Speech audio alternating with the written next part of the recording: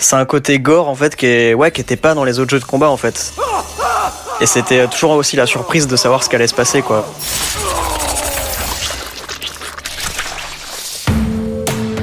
Dans Gamers, je vous emmène à la découverte des histoires secrètes des jeux vidéo. Mais un jeu, c'est aussi et peut-être même avant tout, ses joueurs.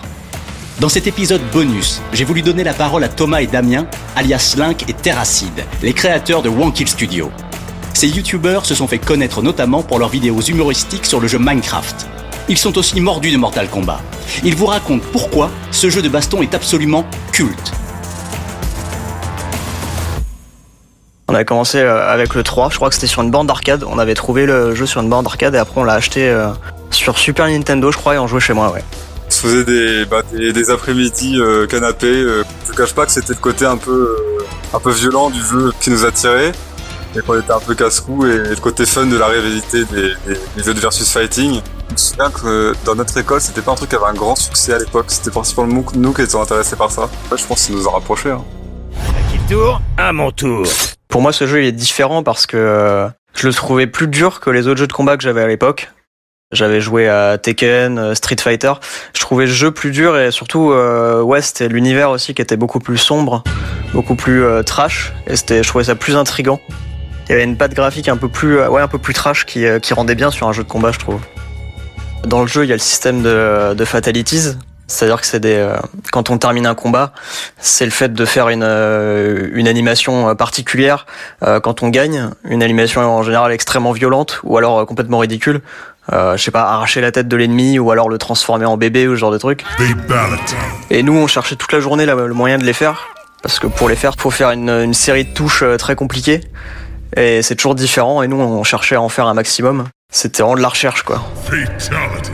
C'était des quarts de cercle sur les joysticks avec des dizaines de touches à appuyer dans un très court laps de temps, donc c'était vraiment difficile. On comprenait pas grand chose, mais des fois on arrivait à les avoir par hasard, quoi. Il y avait un type, j'ai plus son nom, avec un chapeau, et juste il envoyait son chapeau tout droit et ça coupait la gorge de son adversaire et la tête partait assez loin. Ouais. Ça j'avais plutôt aimé aussi, ouais.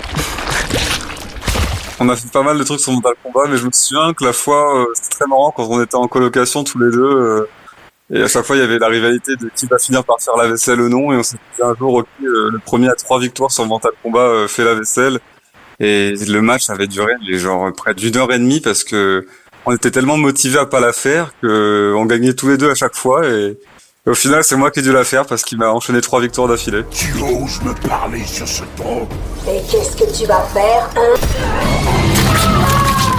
Je sais qu'il y a des fois où on s'engueulait vraiment fort à cause du jeu, même si je pense que c'est relativement normal quand il y a beaucoup de compétition, mais c'est vrai qu'on s'engueulait des fois et Damien partait de chez moi super énervé ou moi je faisais la tête juste. Enfin voilà, ouais, c'est vrai qu'il y a eu des parties qui de ce point de vue étaient assez mémorables. Ouais. Pour moi, ce qui se démarque vraiment avec Mortal Kombat quand on compare à d'autres jeux de versus fighting, c'est principalement le côté trash, mais qui reste fun au final. On n'est pas sur du trash pour enfants qui ont des problèmes. C'est du trash drôle, comme on peut le voir avec le film Deadpool. C'est juste que il faut exprès de faire une avalanche de violence qui n'a aucun sens et ça rend le côté un peu drôle. C'est un jeu qui a aussi un univers et un scénario hyper vaste. Il y a eu tellement de jeux Mortal Kombat, on n'a pas pu jouer à tous, mais il y a eu tellement de jeux et aussi de films, de choses adaptées des jeux que l'univers est gigantesque.